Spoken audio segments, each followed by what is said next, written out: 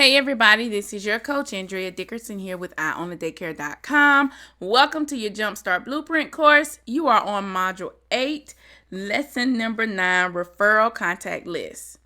I want to talk to you today about taking a moment and going through your own referral contact list and making profiles and listing activity as to what you're going to do or what has been done with the people that has been referred to your program or your follow-up or just your contact with people about your childcare business.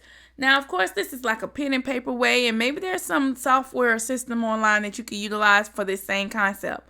Whatever it is, I definitely want for you to get clear about who they are, setting the profiles, and listing the activities that you're going to do in order to create your referral contact list. The most successful way to start your referral contact list is by contacting your warm market. So, of course, we talked about your memory jogger. Those people with your memory jogger are either hot or warm. They know you one-on-one or they know you through somebody. And so when you go through and you start thinking about those people, now it's time to contact them. It's time for you to think of ways to contact them and let them know who you are. These people have done business with you in the past or with the people who you want to help or who would most want to help you. So let's go over who do you know, what is their profile, and let's list your activity.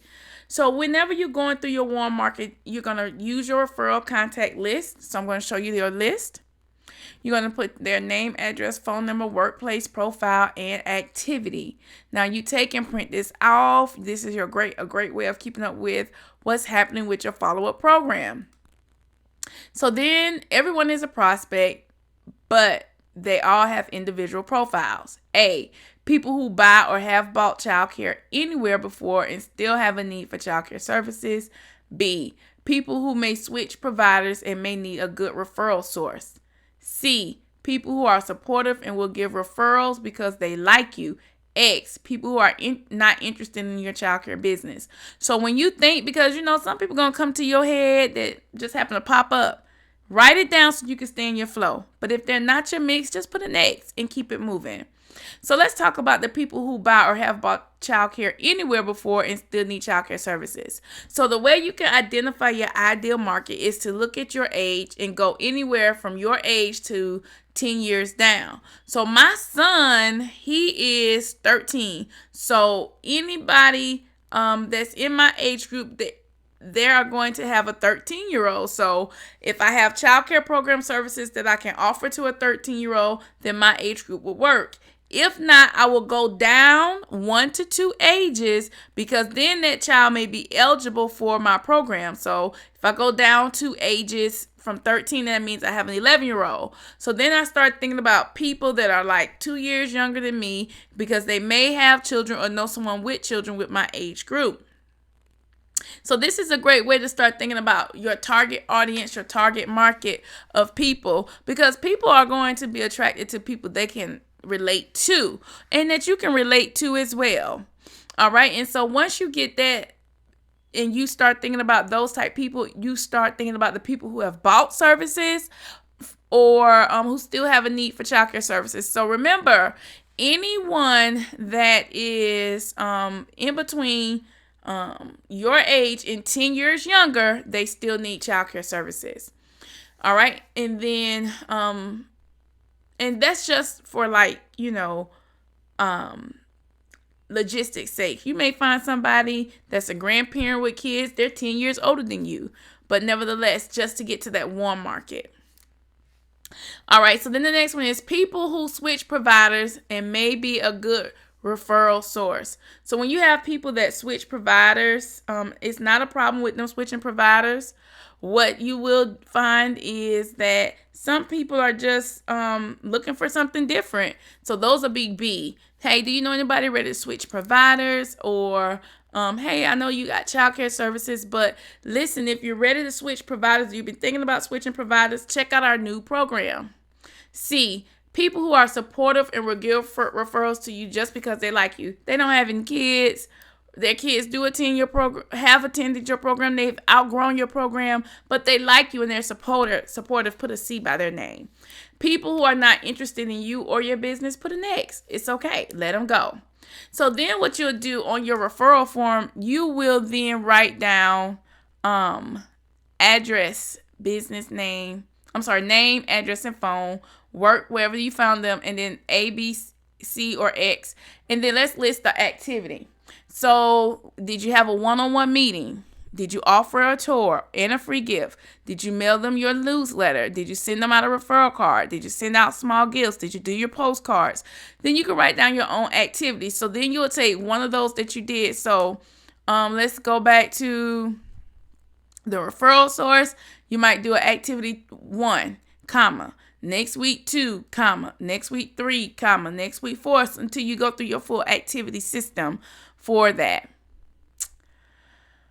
Okay, and so here's the key to finding your referrals. Your referral list can begin with close friends and family, which we talked about with the memory jogger. And then the next one is they 1 second, you guys. Something is happening here. 1 second. Okay.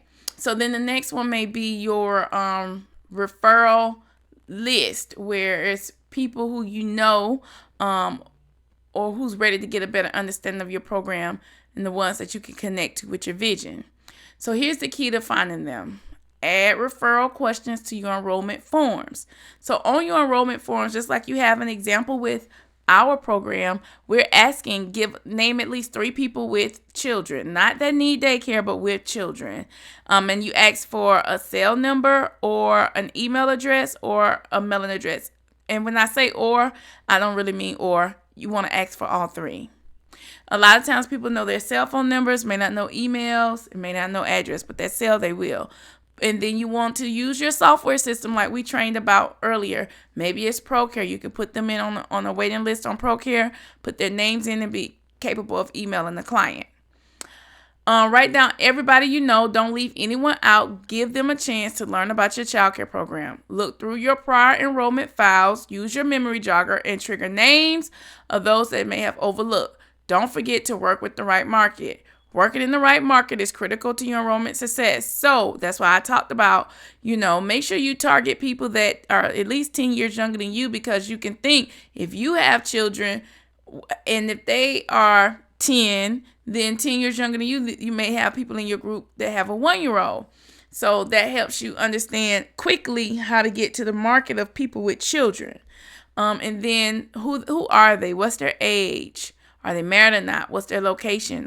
Are they looking for parents? Are you looking for parents of a specific age group like we just talked about?